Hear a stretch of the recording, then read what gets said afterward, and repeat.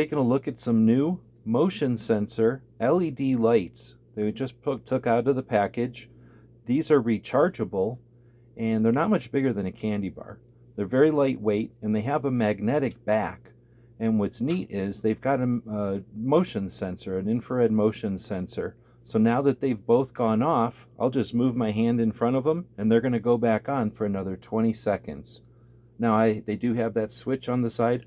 I could flip them just on permanently or turn them off.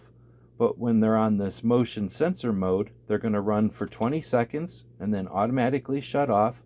And then that motion sensor will be looking for movement, and it'll turn back on. Since they're magnetic, you could put these on the side of a refrigerator or anywhere really. On a stairway, really handy.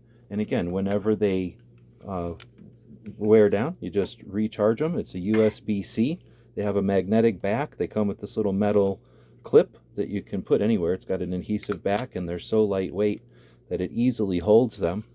Really handy. They're LED rechargeable motion sensor lights.